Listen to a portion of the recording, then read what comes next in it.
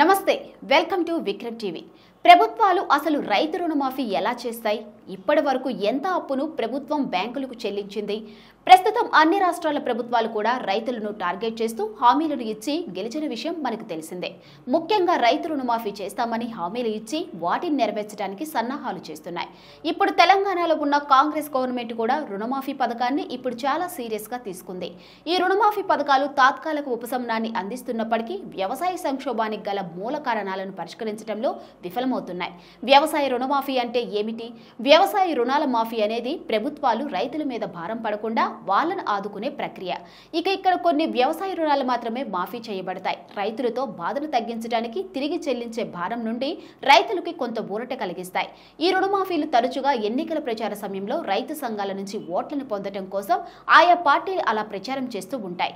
వ్యవసాయ రుణాల మాఫీలో ప్రభుత్వం బ్యాంకులు మరియు ఆర్థిక సంస్థలకు బడ్జెట్ కేటాయింపు చేసే క్రమంలో రైతుల బకాయి రుణాలను కూడా తీర్చే విధంగా ప్రయత్నిస్తుంది।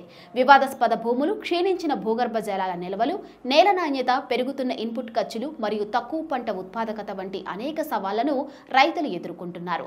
రైతులు పండించిన పంటకు గిట్టుబాటు ధర లేకపోవడంతో రైతులు తరచుగా బ్యాంకులు లేదా ప్రైవేటు వ్యక్తుల నుంచి రుణాల నుండి అధిక వడ్డీ రేటుకు తీసుకుంటారు।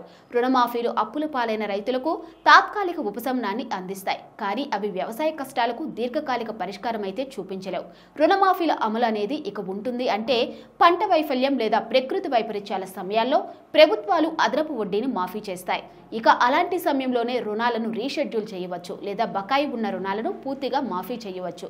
రైతులు తీసుకునే రుణాల రకాలు ఎలా ఉన్నాయో చూద్దాం। స్వల్పకాలిక, మధ్యకాలిక, దీర్ఘకాలిక రైతుల వర్గాలు లేదా రుణ వనరుల వంటి అంశాల ఆధారంగా మాఫీలను ఎంపిక చేసుకోవచ్చు। వ్యవసాయం మీద వచ్చే రుణాలు పాడి, చేపల పెంపకం, పశుపోషణ, పౌల్ట్రీ, తేనెటీగల పెంపకం మరియు సెరికల్చర్ వంటి వ్యవసాయ లేదా అనుబంధ కార్యకలాపాల కోసం వ్యక్తిగత రైతులకు లేదా రైతుల సమూహాలకు షెడ్యూల్ బ్యాంకులు రుణాలు అందిస్తాయి। ఖరీఫ్ మరియు రబీ రెండు సీజన్లలో పంటల పెంపకం కోసం స్వల్పకాలిక రుణాలు అందించబడతాయి। అయితే వ్యవసాయ కొనుగోలు కోసం మధ్యస్థ అంటే 18 నెలల కంటే ఎక్కువ 5 సంవత్సరాల వరకు మరియు దీర్ఘకాలిక అంటే 5 సంవత్సరాలకు మించి రుణాలు అందించబడతాయి। యంత్రాలు, నీటిపారుదల మరియు ఇతర అభివృద్ధి కార్యకలాపాల కోసం ఇవి కేటాయించబడతాయి। కలుపు తీయటం, కోయటం, వ్యవసాయ ఉత్పత్తులు రవాణా చేయటం వంటి పంటకు ముందు మరియు పంట తర్వాత జరిగే కార్యకలాపాలకు కూడా రుణాలు అందుబాటులో ఉన్నాయి। చాలా రుణాలు 5 సంవత్సరాల వరకు వాయిదాల్లో తిరిగి చెల్లించే వ్యవధిని కలిగి ఉంటాయి మరియు రుణాల స్వభావం మరియు ఆయా బ్యాంకులను బట్టి ఆ లోన్స్ వడ్డీ రేట్లు మారుతూ ఉంటాయి। వ్యవసాయ రుణమాఫీ అయిన సందర్భాలను కనుక మనం ఒకసారి చూసుకున్నట్టయితే మొదటిసారిగా ఇండియాలో వ్యవసాయ రుణమాఫీని 1990-91లో వ్యవసాయ మరియు గ్రామీణ రుణమాఫీ పథకం ద్వారా రైతులకు ఎంపిక చేసిన రుణాలపై 10,000 రూపాయల వరకు మాఫీ కల్పించారు। 2008లో ప్రకటించిన వ్యవసాయ రుణమాఫీ మరియు రుణమాఫీ పథకం రెండవ ప్రధానమైన రుణమాఫీగా చెప్పుకోవచ్చు।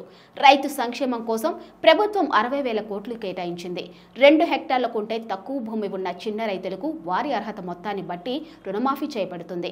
2 హెక్టార్ల కంటే ఎక్కువ భూమి ఉన్న ఇతర రైతులు మిగిలిన 75% చెల్లిస్తే ఆ మొత్తంలో నుంచి 25% వన్ టైం సెటిల్మెంట్ ను రాయితీ రూపంలో అందించారు। స్టేట్ బ్యాంక్ ఆఫ్ ఇండియా అధ్యయనం ప్రకారం 2014 నుండి ఆంధ్రప్రదేశ్, తెలంగాణ, ఉత్తరప్రదేశ్, మహారాష్ట్ర, కర్ణాటక, పంజాబ్, మధ్యప్రదేశ్, ఛత్తీస్గఢ్, జార్ఖండ్ మరియు తమిళనాడుతో సహా వివిధ రాష్ట్ర ప్రభుత్వాలు రుణమాఫీని ప్రకటించాయి। దీని ద్వారా 2.5 లక్షల కోట్ల రుణమాఫీ జరిగింది। దీని ద్వారా ఇప్పటి వరకు ప్రభుత్వాల ద్వారా ఆయా బ్యాంకులకు 2.5 లక్షల వరకు చెల్లించిందనే చెప్పాలి। రుణమాఫీలో తమ వాటాను కవర్ చేయడానికి రాష్ట్రాలు ఆర్బీఐ నుండి అదనపు రుణాలు తీసుకోవలసి వచ్చింది।